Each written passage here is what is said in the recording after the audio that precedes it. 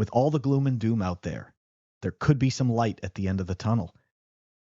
Is it possible that the Bitcoin spot ETF may get approved sooner than we think?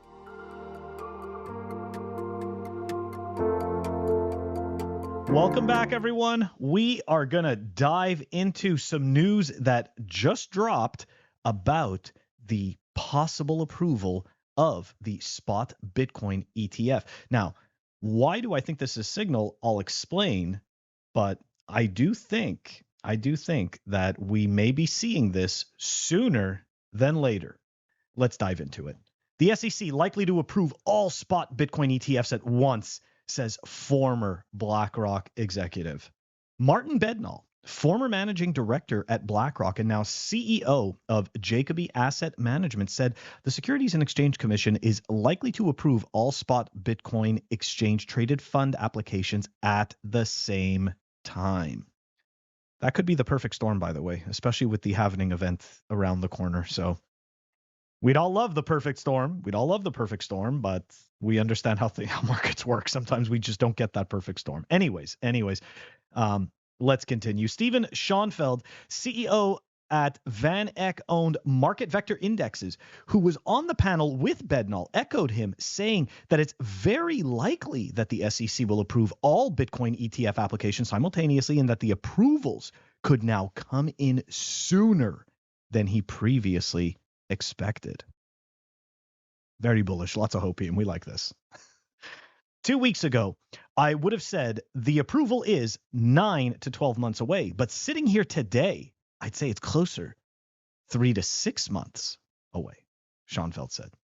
The SEC recently did not completely reject the ETF applications. I think that this is really the signal right here, right? Because they didn't completely reject the ETF applications. Instead, they asked for comments. And to me, when you ask for comments, it's a lot more because you want to get a feel for this and you're trying to understand a little bit more of the landscape. Also, the SEC recently lost the Grayscale case, which means it will likely have to allow the conversion of Grayscale Bitcoin Trust into a spot Bitcoin ETF. BlackRock wouldn't have bothered with a spot Bitcoin ETF application if it didn't anticipate SEC approval. Now, that comment, I think, is very significant because, as we've said before in previous clips, BlackRock has a stellar record of getting ETFs approved. You know, we're talking 675 out of 676. They've been rejected for one. I mean, don't get me wrong, but it's tough to bet against those odds. Anyways, BlackRock are very close to the regulators around the world. No way. When your company is pretty much just a giant mutual fund or pretty much a giant index, because that's how many different shares you own of different companies. Yeah, I guess we could say that they work with regulators around the world. They have a big team in their regulatory arm and talk often to the regulators. So they must be getting soundings there. And there you go. It's a little bit of some breadcrumbs, right? Some breadcrumbs. There we go. A little, jack up the hopium. Okay. Spot Bitcoin ETFs, once approved, could result. Here we go, guys. This is the major hopium signal. Could result in $150 to $200 billion of inflow into Bitcoin investment products over 3 years, which would double or triple the amount of assets under management in current Bitcoin products, Schoenfeld said. So, Bitcoin ETF, the ultimate NGU mainstream hopium drip. I mean, that's what that is. Okay, so look, I've said this in the past. Personally, I just find this stuff interesting, right? Like, I find this entertaining. I like to come up with different theories, whether they're right or wrong. It doesn't make a difference to me. But I find this stuff more entertaining than anything else. Obviously, I understand that if these Bitcoin ETFs, these spot Bitcoin ETFs are approved, that will definitely, well, I shouldn't say definitely, but will more than likely mean we're going to see some serious number go up. sadly, right? Sadly, as much as we don't want to believe it, or as some of us don't want to agree with it, because I have heard the other narrative of, well, we don't need NGU. Bitcoin, Bitcoin is, and it's true. Bitcoin indeed is. Okay. And of course, whether its number goes up or down doesn't change any of Bitcoin's properties, so to speak. It doesn't change the censorship resistant aspect, doesn't change the fact that the government can't control it, all of these things. But what NGU, right, what number go up does do is it brings more players to the table, okay? It brings more miners, right? People who want to capture some of that upside profit, okay? So they're going to invest in Bitcoin, and as a result, that does make the network more resilient. You have more players, you have more miners throwing hash, you have more node operators that are validating their transactions.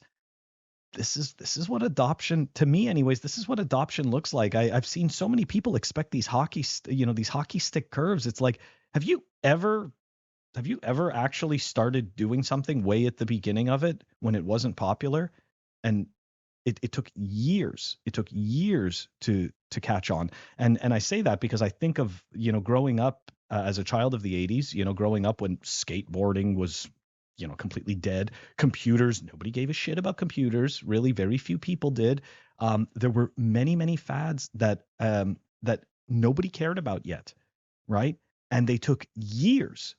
They took years to get mainstream adoption. But once they did, it was absolutely massive.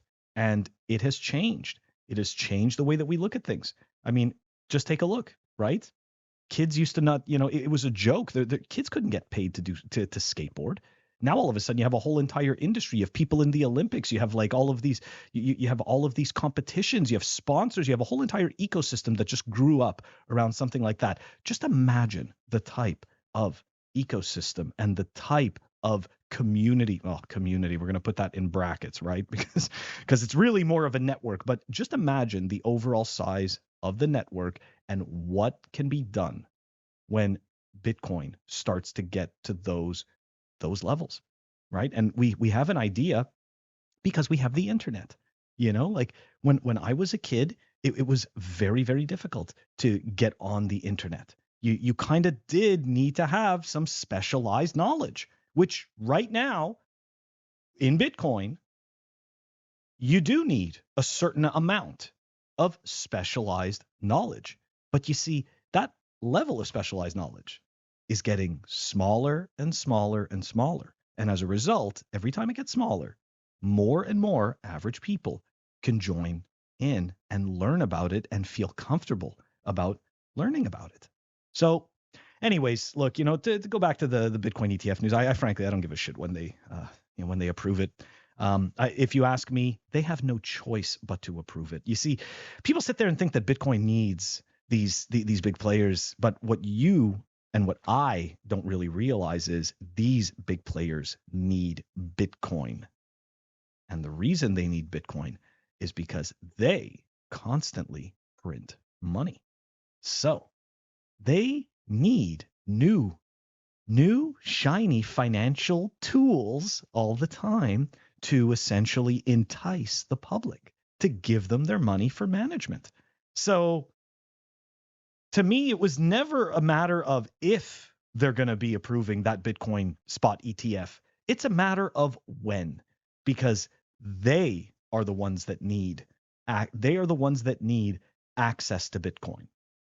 They are the ones that need what is going to come from producing some of these quote unquote Bitcoin financial products. Anyways, guys, this is why we just hodl. This is why we don't, we listen, we watch the noise, right? We watch it, but we don't necessarily let it affect our decision making, right?